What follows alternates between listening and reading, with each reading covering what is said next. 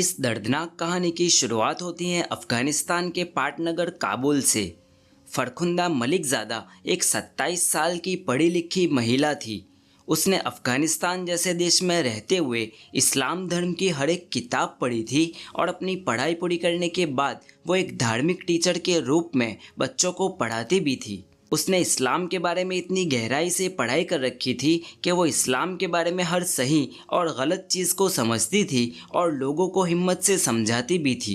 जहाँ उसे कहीं कोई चीज़ अपने धर्म के खिलाफ होती हुई दिखाई देती, वो बेझिझक उसके खिलाफ आवाज़ उठाती। पर उसकी यही हिम्मत उसके लिए एक दिन जानलेवा साबित होने वाली थी। 19 मार्च साल 2015 की जल्दी सुबह फरखुंदा अपने घर से तैयार होकर निकलती है।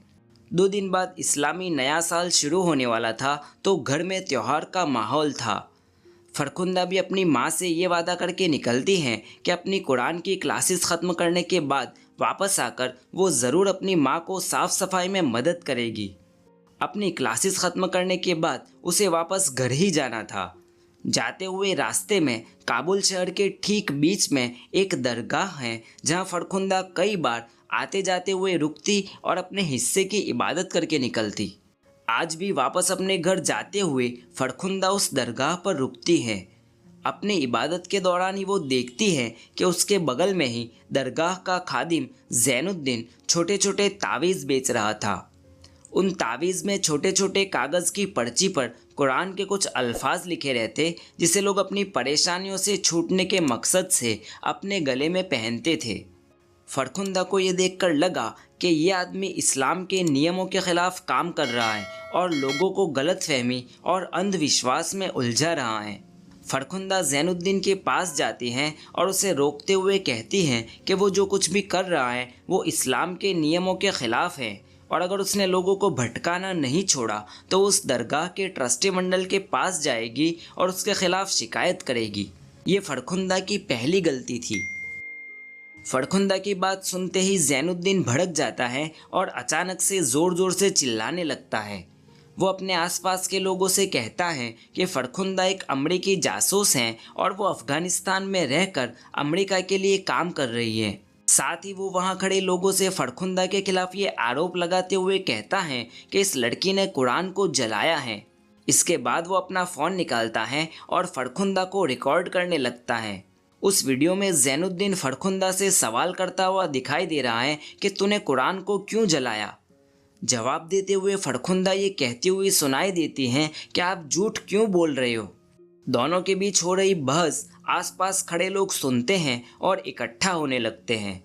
तभी ज़ैनुद्दीन दरगाह के अंदर जाता है और कुछ जले हुए कागज़ के टुकड़ों को कुरान के कुछ पन्नों के साथ मिला देता है और लाकर आसपास खड़े लोगों को दिखाता है और कहता है कि उसने खुद अपनी आंखों से फरखुंदा को कुरान जलाते हुए देखा है। तमाशा देख रही लोगों की भीड़ अब गुस्सा होने लगती है। इतनी देर में वहाँ पर पुलिस आ जाती है। भीड़ का आक्रोश देखकर पुलिस समझ जाती है कि आने वाले वक्त में फरखुंदा का क्या हाल होने वाला है। पुलिस फरखुंदा को अपने साथ पुलिस स्टेशन चलने को कहती है, पर फरखुंदा ये कहते हुए पुलिस के साथ जाने को इनकार कर देती है कि वो महिला पुलिस अफसर के बिना एक मर्द पुलिस के साथ कभी नहीं जाएगी। फरखुंदा की ये दूसरी गलती थी। अभी तो फरखुंदा पुलिस और लोगों को अपने साइड की स्टोरी समझाने की कोशिश करती है, तभी भीड़ में से एक आदमी फरखुंदा को पकड़ता है और उसे घसीटते हुए दरगाह के बाहर ले जाता है। आगे जो कुछ फरखुंदा के साथ होता है उसका वीडियो है, पर वो इतना डिस्टर्बिंग और क्रूर है कि यूट्यूब पर उसे दिखा ही नहीं सकते। भीड़ ने फरखुंदा को ज़मीन पर गिरा दिया और आसपास वाले लोग बिना देखे उस लड़की पर हमला करने लगे। कोई मुक्का मारने लगा तो कोई लात, यहाँ तक कि कोई उसके ज़मीन पर गिरे हुए बदन पर कूदने तक लगा।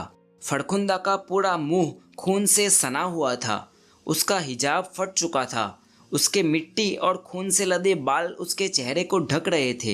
एक सीन में वो कैमरा के सामने देखती हुई दिखाई दे रही है और मैं यकीन के साथ कह रहा हूँ कि अगर आप वो सीन देख लोगे तो आप रात में सो नहीं पाओगे।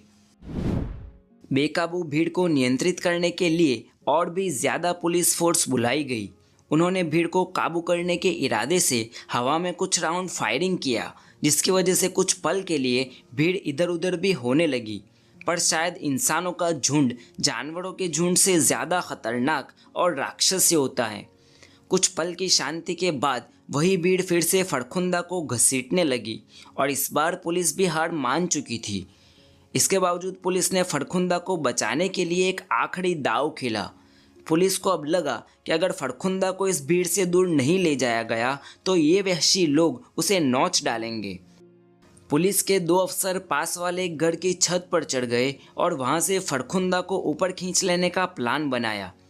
पुलिस ने वैसा किया भी, उसे ऊपर खींच भी लिया गया और वो अब सुरक्षित भी दिखाई दे रही थी, पर खून की प्यासी भीड़ उसे ऐसे ही छोड़ देने वाली नहीं थी। 2 पुलिस वालों के साथ खड़ी फड़खुंदा पर भीड़ में खड़े लोग पत्थर फेंकने लगे। इनमें से कुछ पत्थर फड़खुंदा के सिर पर लगे और कुछ उसके बाकी के शरीर पर। अपने आप को इन पत्थरों से बचाने के इरादे से वो इधर उधर भागने लगी और उसी भगदड़ में वो स्लिप होकर नीचे गिर गई और नीचे गिरी तो वही वहशी भीड़ उसका इंतज़ार कर रही थी। यहाँ पर कुछ सेकंड्स के लिए फड़खुंदा का खून से तरबतर चेहरा दिखाई देता है, जो शायद यही सवाल कर रहा है कि मुझे क्यों मार रहे हो, मैंने क्या गलती की है, एक बार मेरी साइड की स्टोरी भी तो सुन लो ना। पर इंसान रूपी इन भेड़ियों पर खून सवार था। एक बार फिर से भीड़ फड़खुंदा को दाएं बाएं देखे बिना मारने लगी। कोई उसके मुंह पर मुक्के मार रहा था तो कोई पेट में लात। इस बार तो पुलिस ने भी हार मान ली और चुपचाप खड़े होकर तमाशा देखने लगी। फड़खुंदा को घसीटते हुए रास्ते पर लाया गया और एक बड़ी सी SUV टाइप कार मंगाई गई और उस कार से फड़खुंदा के बदन को कुचल दिया गया। एक तरफ जहां फड़खुंदा जिंदगी और मौत के बीच झुलस रही थी, दूसरी तरफ पुलिस अब आसपास के ट्रैफिक को हटाने में लगी हुई थी। यहाँ से लोग उसे घसीटते हुए लेकर निकले और करीब 300 मीटर की दूरी पर एक नदी किनारा था, वहाँ लेकर गए। यहाँ भी लोग फड़खुंदा को नीचे गिराकर उसके मुंह पर बड़े बड़े पत्थर फेंकने लगे। और यकीन मानिए, जब से मैंने इस मंजर को देखा है, मैं रात को चैन से सो नहीं पा रहा हूँ। लोग लिटरली बड़े बड़े पत्थर को 2 हाथ से उठाकर उसके मुंह पर फेंकते हुए दिखाई दे रहे हैं। आसपास के लोग आपस में मशवरा कर रहे हैं कि फड़खुंदा का क्या अंजाम किया जाए। कोई उसे बीच चौराहे पर फांसी देने का सुझाव दे रहा है तो कोई उसे कुत्तों के बीच फेंक देने को कहता है। भीड़ में से किसी ने फड़खुंदा को आग के हवाले कर देने का सुझाव दिया। लोगों ने मिलकर नीचे बेसुध गिरी फड़खुंदा पर आग भी लगा दी, पर आग ठीक से जल नहीं रही थी। तभी लोगों ने देखा कि फड़खुंदा के कपड़े खून से इतने तरबतर थे कि गीलेपन की वजह से उस पर आग भी ठीक से लग नहीं रही थी। लोगों ने उसके कपड़े तक निकाल दिए और अपने खुद के कपड़ों को फाड़ फाड़ कर उसके बदन पर डालने लगे। फिर उन कपड़ों पर आग लगाई गई। फड़खुंदा का जिस्म अब पूरी तरह से आग की बड़ी बड़ी लपटों में झुलसा हुआ था। लोग ज़ोर ज़ोर से चिल्ला रहे थे, बीच बीच में कोई उसे गालियां दे रहा था। अब जाके पुलिस मौके पर पहुंचती है, वहां खड़े लोगों को दूर हटाती हैं और उन्हें समझाती हैं कि अगर आग की लपटों से दूर नहीं हटे तो जल जाओगे। हजारों लोगों की भीड़ में से कितनों ने अपने फ़ोन से फड़खुंदा के साथ की गई बर्बरता को रिकॉर्ड किया और बड़े ही गर्व और फख्र के साथ सोशल मीडिया साइट्स पर शेयर किया। फड़खुंदा के परिवार को इस दुर्घटना के बारे में जानकारी दी गई। उसकी मां से जब पूछा गया तब उन्होंने कुछ यूं कहा, हम लोग मॉर्चरी गए और मैंने अपने हाथों से उस प्लास्टिक बैग को खोला जिसमें मेरी बेटी का शव रखा हुआ था। मेरी बेटी बेजान पड़ी हुई थी। मैंने उसके हाथ साफ किए, उसके चेहरे की मिट्टी को दूर किया। उसके हाथ और चेहरे पर कई जख्मों के निशान थे। लगभग पूरा मुंह जला हुआ था। कुछ राजनेता और अफगानिस्तान के लीडर ने भी फड़खुंदा की हत्या को सही ठहराते हुए कहा कि जिन लोगों ने फड़खुंदा पर हमला किया वो धर्म के रखवाले थे और उन्होंने जो कुछ किया वो बिल्कुल सही किया। इन्हीं लोगों ने फड़खुंदा पर यह इल्ज़ाम लगाया कि फड़खुंदा ने अमेरिका की नागरिकता हासिल करने के लिए कुरान को जलाया था। प्रशासन को लगने लगा था कि जिस तरह का बर्ताव लोगों ने फड़खुंदा के साथ किया वैसा ही कुछ उसके परिवार के साथ भी हो सकता है। इसी डर की वजह से उसके पूरे परिवार को सेफ जगह पर शिफ्ट कर दिया गया और उन्हें पुलिस प्रोटेक्शन दिया गया। जल्द ही फड़खुंदा के साथ हुई लिंचिंग का वीडियो इंटरनेट पर वायरल होने लगा। दुनिया के हर कोने से इस बर्बरता के खिलाफ टिप्पणियां की गई। अफगान प्रशासन पर काफ़ी ज़्यादा दबाव बढ़ने लगा था। फरखुंदा की मौत की जांच करने और कसूरवार को सज़ा देने के लिए एक जांच कमेटी बिठाई गई। फरखुंदा की मौत के सिर्फ 2 दिन बाद ही जांच कमेटी इस निष्कर्ष पर पहुंची कि फरखुंदा बेगुनाह थी। उसने कोई कुरान या कोई किताब भी नहीं जलाई थी और उस पर लगाए गए आरोप बेबुनियाद थे। अब लोगों के बीच फिर से तनाव पैदा होने लगा था। जो लोग कुछ ही दिन पहले फरखुंदा को गालियां दे रहे थे, वही अब उसके लिए इंसाफ की मांग करने लगे थे। जिन राजनेताओं ने फरखुंदा की मौत को सही ठहराते हुए बयान दिए थे, उन्होंने अपने बयान तक वापस ले लिए। कुछ नेताओं को इस्तीफा तक देना पड़ा। 2 ही दिन में फरखुंदा एक गद्दार महिला से एक शहीद बन गई थी। उसकी अंतिम यात्रा निकाली गई जिसमें हजारों लोग शामिल हुए। अफगानिस्तान के इतिहास में पहली बार किसी अंतिम यात्रा में महिलाएं शामिल हुई और सिर्फ शामिल ही नहीं हुई थी, बल्कि फरखुंदा को अपने कंधे पर लेकर चली भी थी। फरखुंदा को इंसाफ दिलाने के मकसद से लोग सड़कों पर उतर आए। इनमें से कुछ प्रदर्शनकारी ने अपने चेहरों को लाल रंग से रंग दिया। अफगानी महिलाएं सड़कों पर फरखुंदा के साथ हुई दरिंदगी को दिखाने लगी। अथॉरिटीज़ पर इतना ज़्यादा दबाव बनाया गया कि फरखुंदा के केस की सुनवाई के लिए फास्ट ट्रैक कोर्ट शुरू किया गया।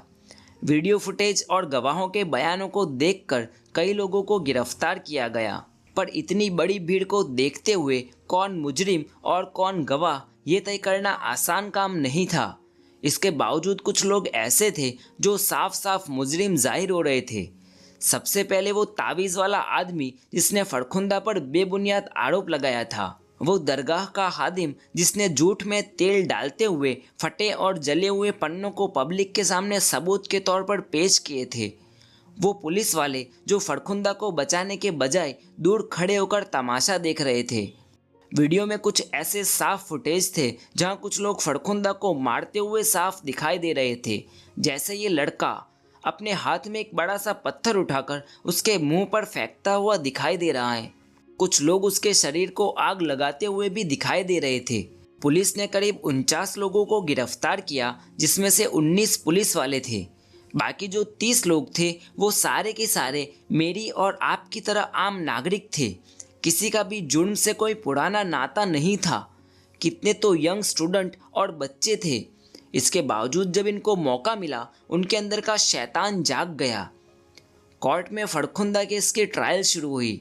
4000 पन्नों में डिटेल में लिखी गई फरखुंदा के साथ हुई हैवानियत को जब पढ़ा गया तो वहां मौजूद सबकी आंखों में पानी आ गया। 30 पकड़े गए मुजरिमों में से 4 को फांसी की सज़ा सुनाई गई, जबकि 8 लोगों को 16 साल जेल की सज़ा सुनाई गई, जबकि 18 के खिलाफ ठीक से सबूत ना मिलने की वजह से उन्हें छोड़ दिया गया।